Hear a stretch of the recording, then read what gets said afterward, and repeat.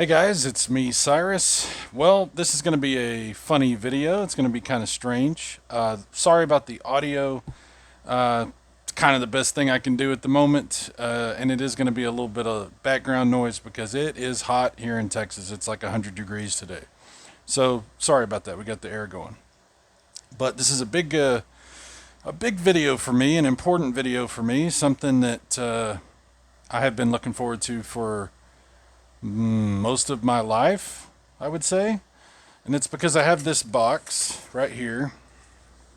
This box came in today. I was expecting it to come tomorrow, but it got here early, very fast, and it came from Japan. It's actually a little smaller than I was expecting it to be.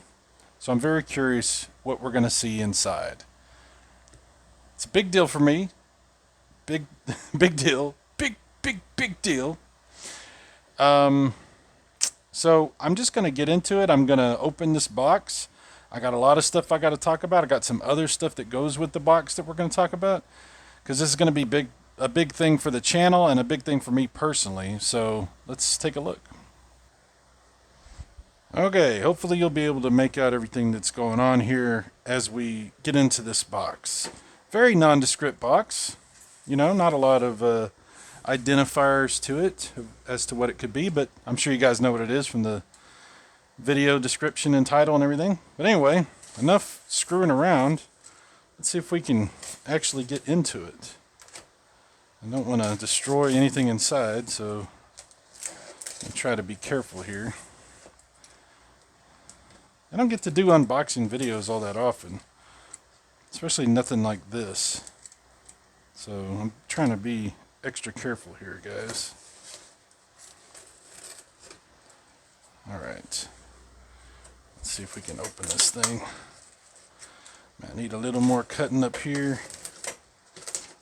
Being overly cautious, sorry. There. Okay. And here we are. Wow, look at this. That sucker is packed in there very, very well. I'm going to raise this up just a little. Let's see what's in there. We got us a little note. I don't know if you can make out this note.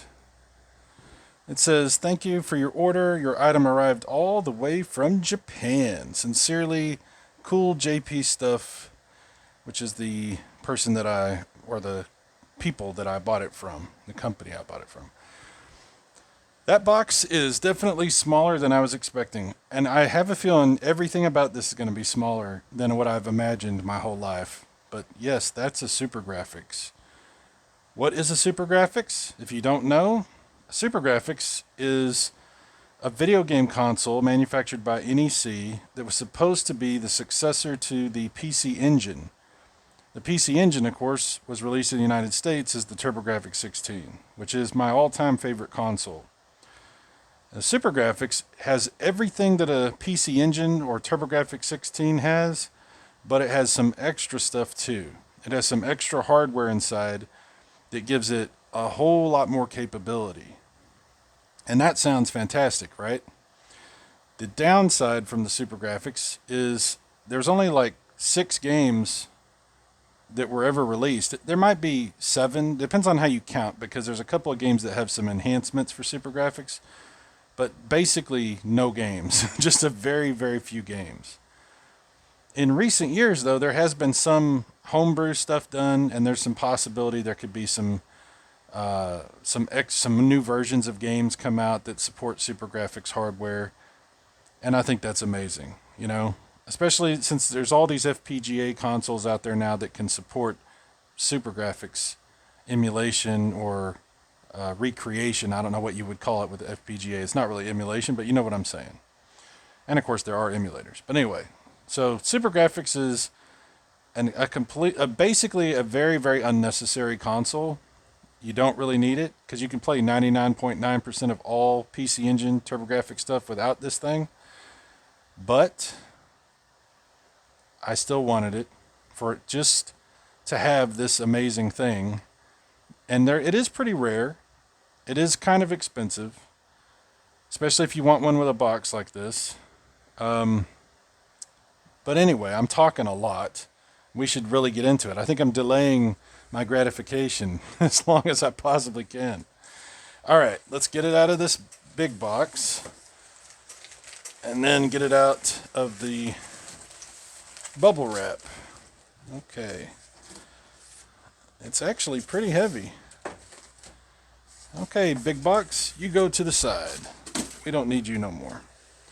We now have our actual Supergrafx box. Let me tilt this back down a little. There it is. And of course, Jon Snow's got to play in the big box. You can have that, Jon Snow. It's yours. All the way from Japan. You get fancy Japanese newspaper in there. All right, I'm going to keep this sticker. I don't want to mess that up because that's... Oh, he's knocking that box all over the place. Anyway, that's very nostalgic for me, so I'll keep that. And let's see if we can get into this bubble wrap.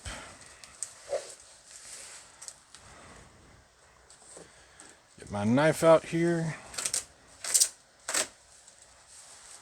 Again, we do not want to damage the actual Supergrafx box.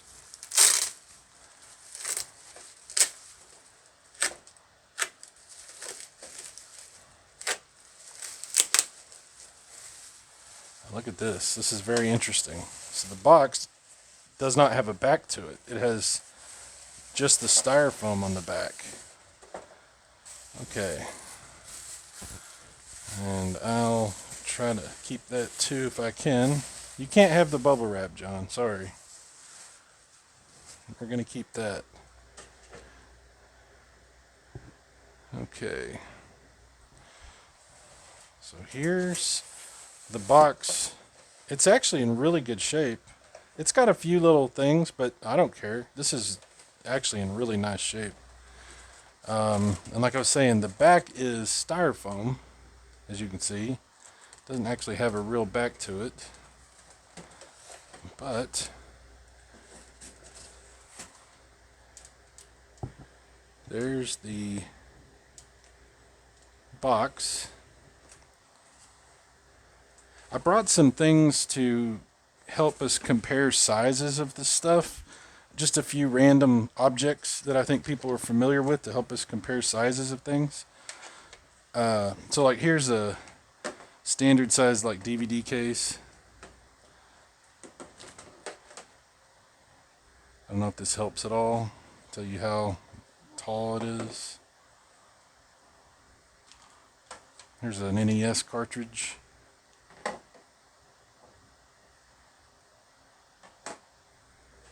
Kind of see, I don't know, like I said, I don't know if that really helps anything. See the size comparison there. If we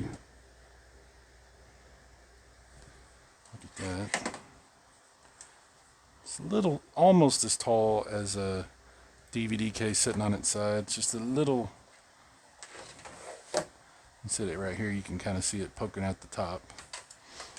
NES cart, same thing. Just to compare sizes, you know, it's helpful to know this stuff. There's the side of the box. Supergrafx. It's the top of the box.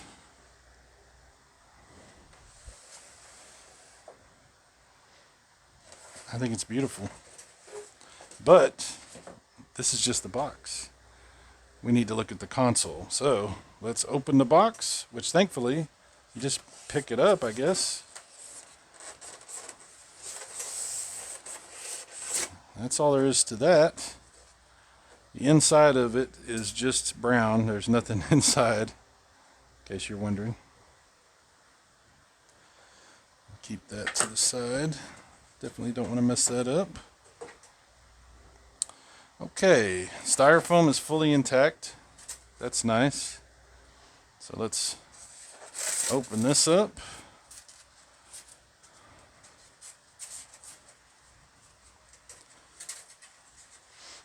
Okay.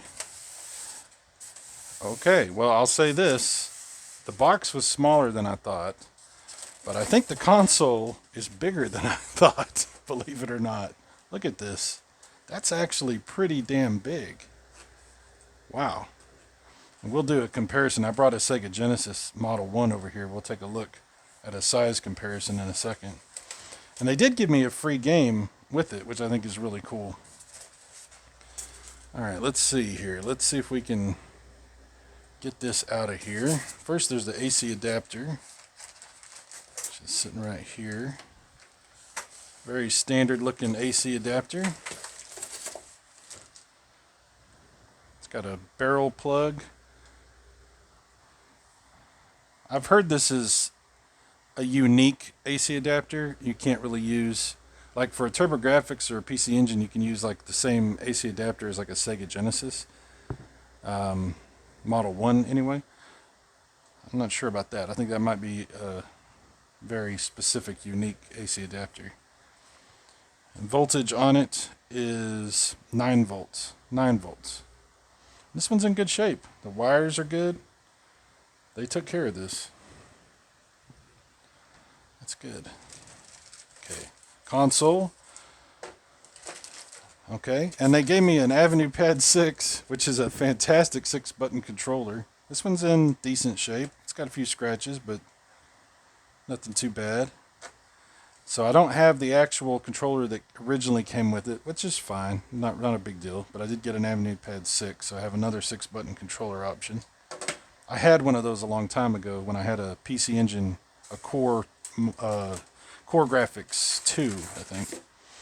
Standard composite video, which is the same as you get on any PC Engine basically, or the Turbo Duo, same type of deal. TurboGrafx doesn't have this, but the Turbo Duo did. The PC Engine stuff too. Then there's a little graphic thing in here. Talks about the controller, but that's the controller you originally get with it, which I don't have. So I'll have to find me one of those just so I have the complete set, because I don't have one of these regular controllers.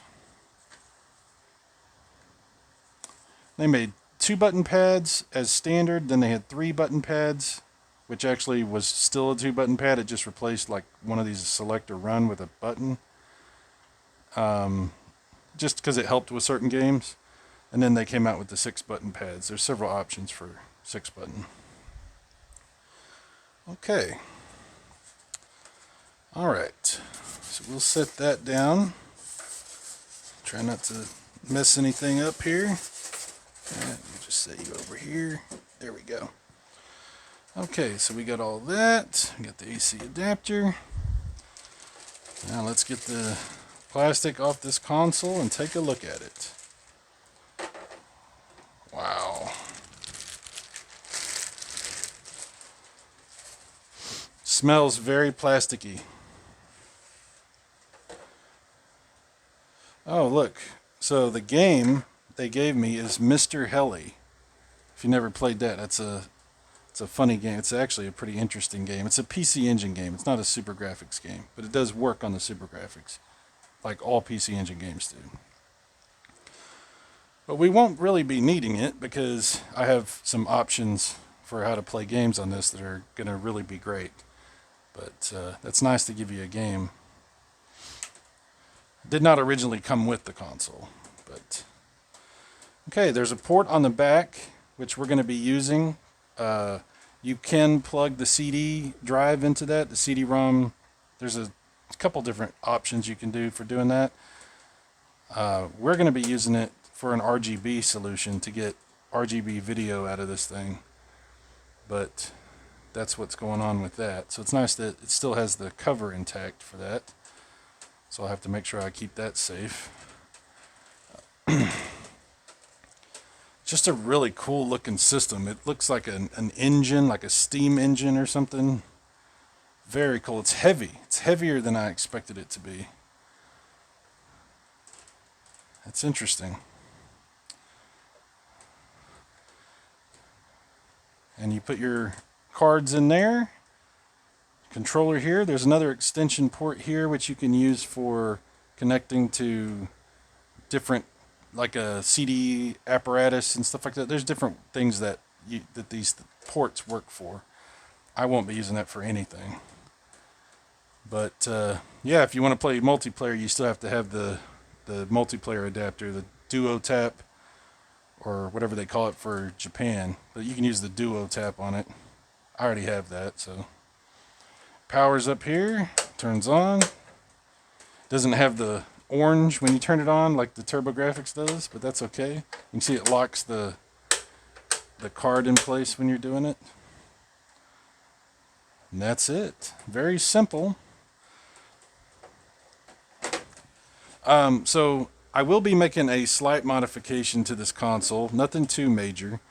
But there's a defect in the Supergrafx, and I've known about it for a long time, but my buddy Chris Courage reminded me about this.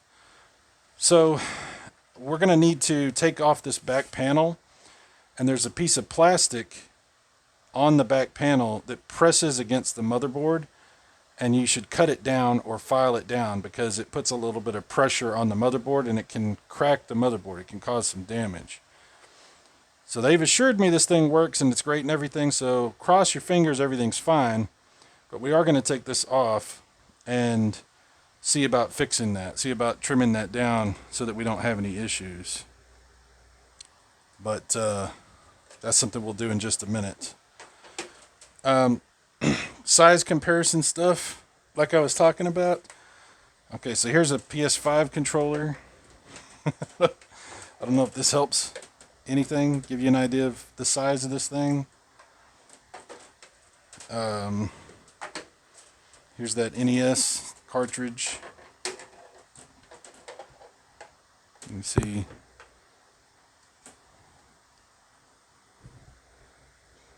I don't know if that helps at all. Give you some idea about the size of this thing. Compare it to a Sega Genesis Model 1. See how big it is in comparison to that.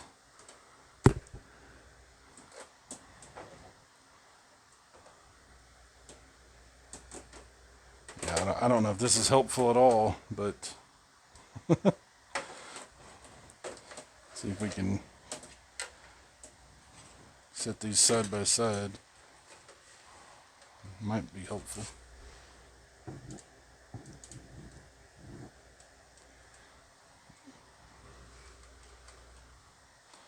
Yeah, so it's got a footprint that is slightly wider than the Sega Genesis Model 1 and slightly further deeper, I guess, as far as like thickness. Pretty close, pretty close. It's a little bit thicker in parts. So, all things considered, it's relatively close to the same size. Okay, a couple of things we're going to be adding to this to get the most out of it. First of all, is this. This is a contraption called the EDFX, and there's various ways you can get RGB video out of your Supergrafx or PC Engine or TurboGrafx. This will work on any of them.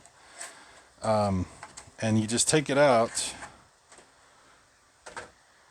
and this contraption just plugs right into the back port of the console. Some people have made like shells for this to make it different colors to match different consoles, stuff like that.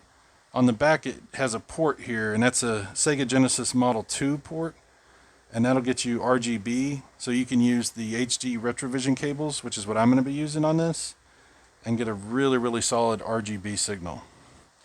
So, like I said, there are other options, like you can get an adapter that converts straight to HDMI and stuff like that, and the quality of those varies depending on, you know, how much money you spend, basically.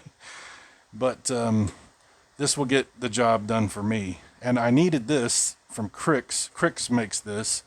I needed this one because I have also bought something which I mentioned a minute ago, which is the Turbo EverDrive Pro.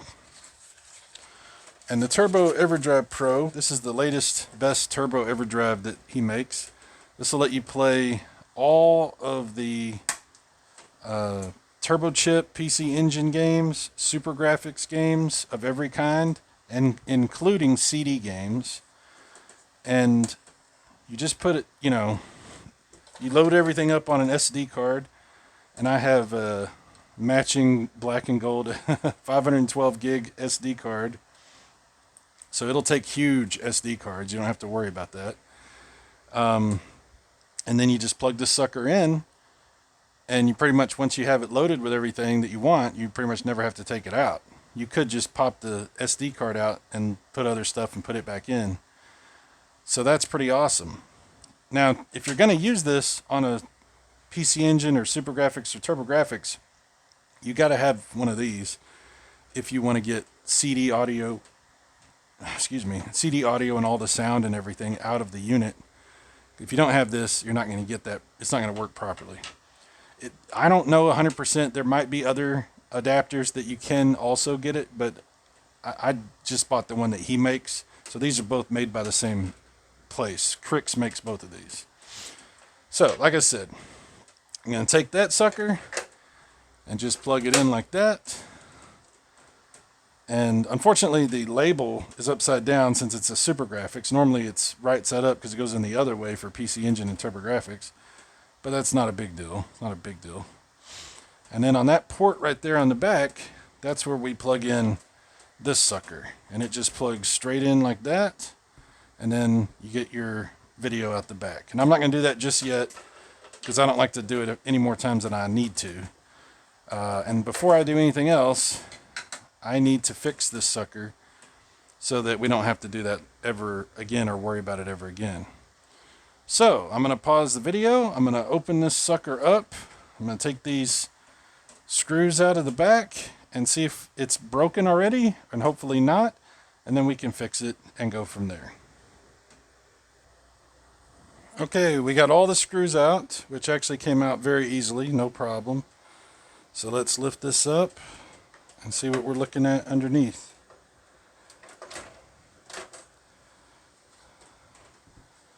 Okay. So that's the one right there that we need to do something about. That one. So it has not already been done. So this thing is stock. Let's take a look here. Set that to the side for now. See if we see any problems on the motherboard.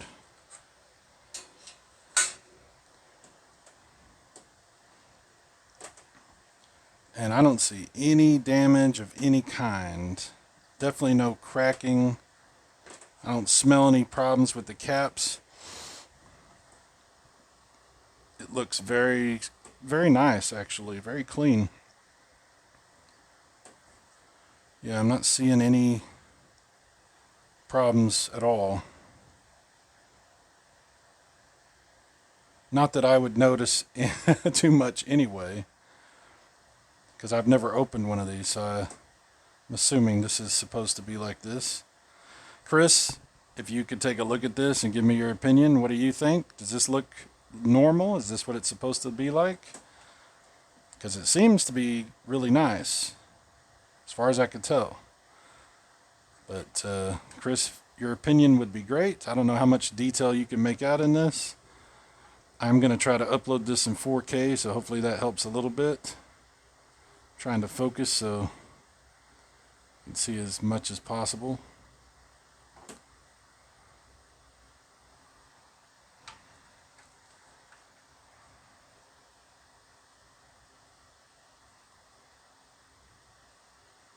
I'm probably moving it way too much.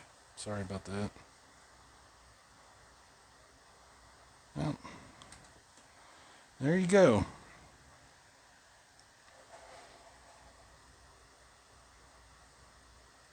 All right. Well, I'm going to cut down that one pole on this and then put this thing back together. And hopefully everything is good. Hopefully everything works out really well.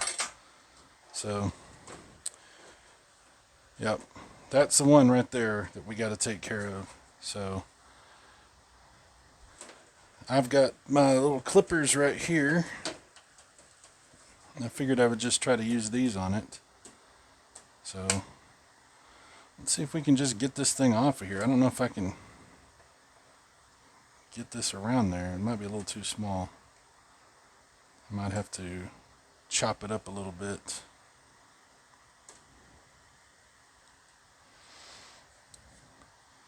Okay.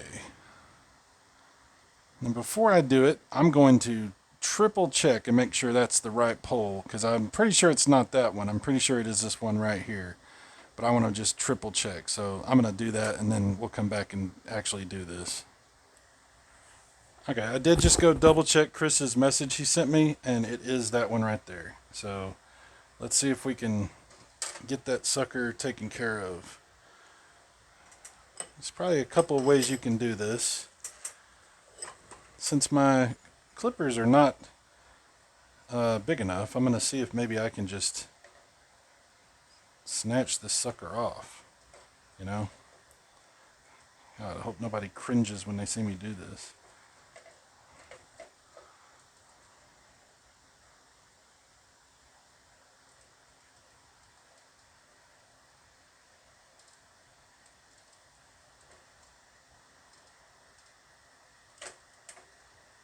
Okay.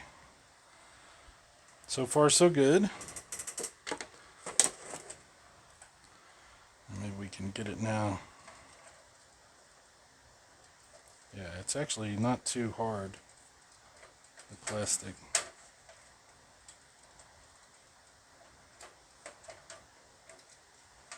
See if we can come at it from this side.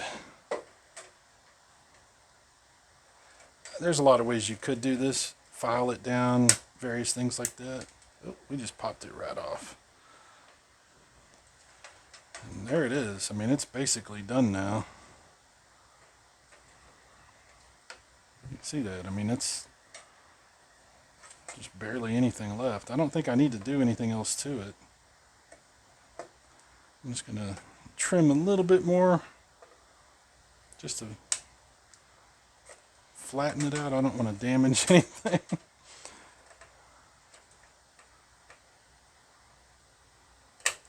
Yeah, I think that's as good as I need to do it. Yeah, I think that'll work. Okay. All right, well, that's all there is to that. So, Chris, let me know how I did. Give me an evaluation. On a scale of 1 to 10, how bad was that? Was that adequate, or I don't know? You let me know. I'm gonna stick this thing back together. And then, yep, there we go. It's all back now. So we'll put the screws back in. It has these screws like the Nintendo cartridges have, like with the weird little head. So you do have to have a screwdriver that does that. It's not a regular screwdriver. If that makes sense. But these came out really easily. They didn't fight me. It wasn't a problem at all.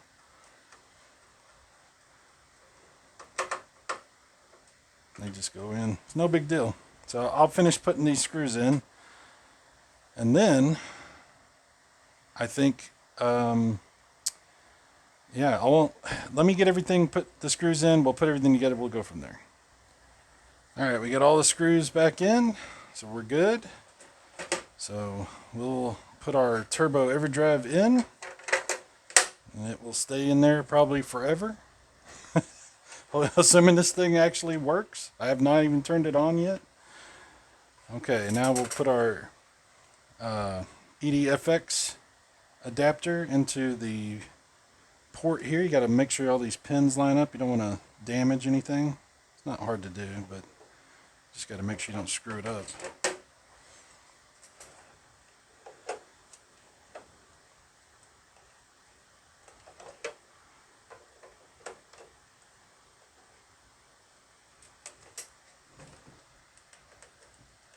Is that in right? Let me double check that.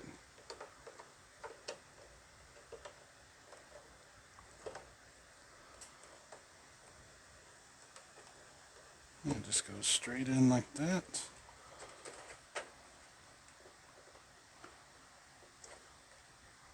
Okay, and it just sticks out the back like that.